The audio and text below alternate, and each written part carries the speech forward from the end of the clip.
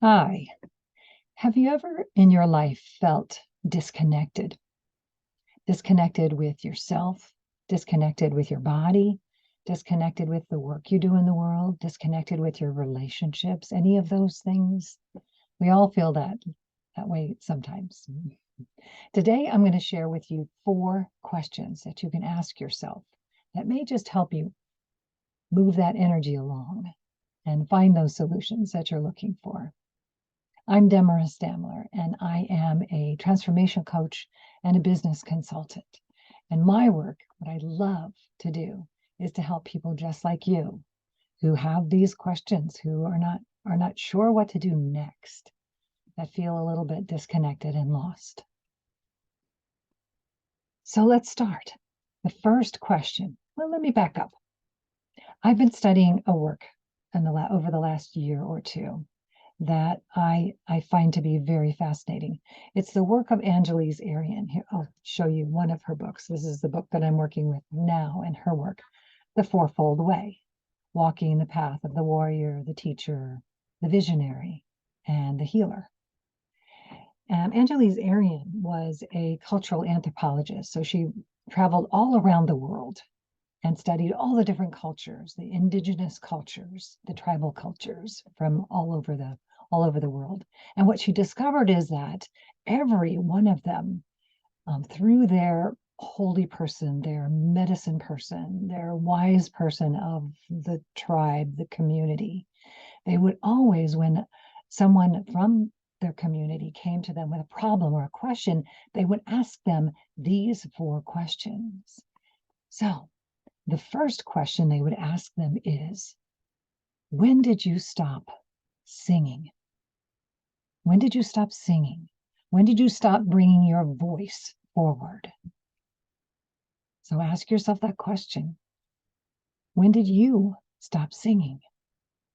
When I asked myself this question, and over the last couple of years, at first I was like, oh my gosh, I think when I was a kid. Now, in my adulthood, I would sing in the car if a song came on or when popped into my head and I'm alone, I would sing. Sometimes I would sing at the top of my lungs, but nobody else was in the car with me. I was not one of those shower singers, as some people are, because at some point or another in my life, I was trained, wittingly or not, that it was not appropriate and people would find it to be funny and I would be embarrassed. And, I couldn't, I'm not a singer, so I'm not as good as other people. So I lost the ability or the freedom to actually use my voice in a way that felt really good by singing or speaking what it is that matters to me. So I discovered when I stopped singing, when I stopped allowing my voice to come forward. When did that happen for you? The second question is, when did you stop dancing? When did you stop moving in the world? When did you stop dancing? And it was a very similar discovery process for me, but even maybe more so, dancing. Oh boy, people are going to see that. You can't even dance quietly. You're either dancing and moving your body or you're not. So that was not something I did comfortably in my life after a certain age.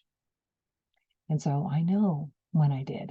And over the years, as I've been studying to be a coach and being a coach and helping others, I have found that again in me. And I am much more free in that now. But there was a time when I wasn't. So when was that for you? When did you stop dancing? When did you stop moving your body?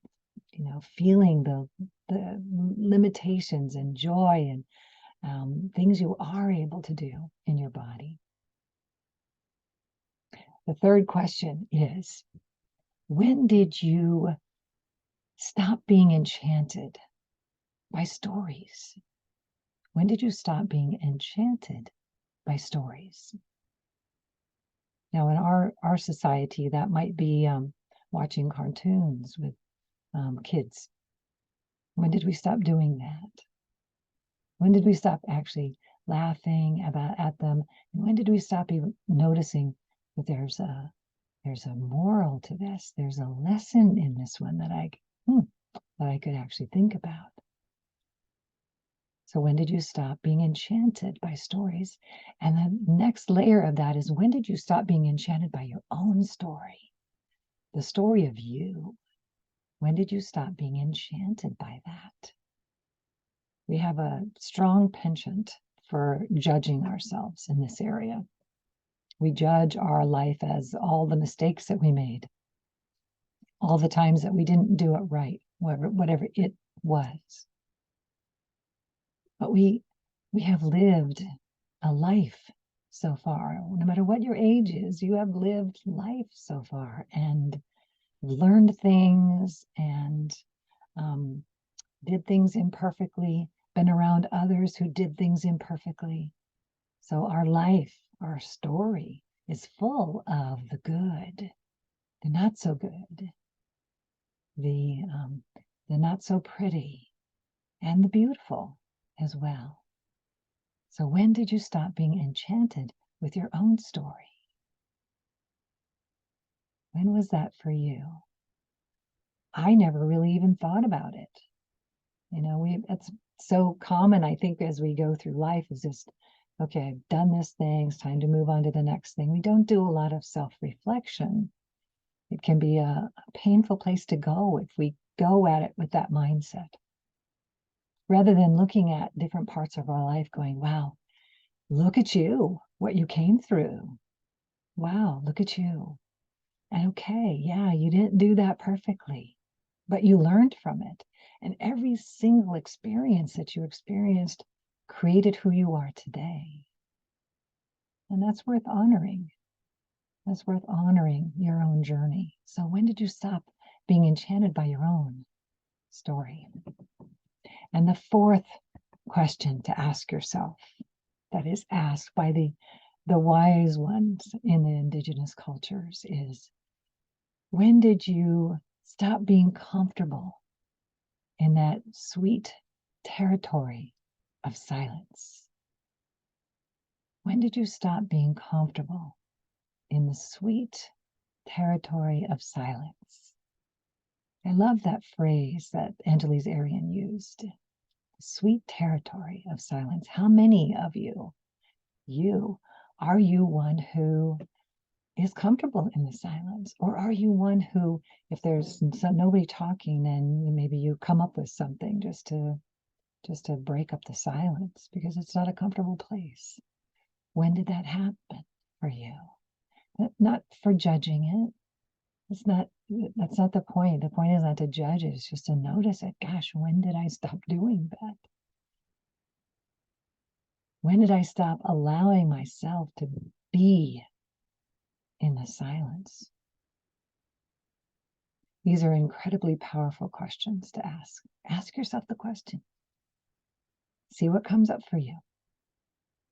And, put a comment below. Let me know which of these four is one that was kind of surprising. It's like you hadn't really thought about asking that and might not feel as great. And maybe you need to, I want to look at that and see what that's about. Not so we can focus on when it happened, but we have to notice, when did that happen? And now what do I want to do with that? What do I want to do about that? Where is that creating a disconnect in my life?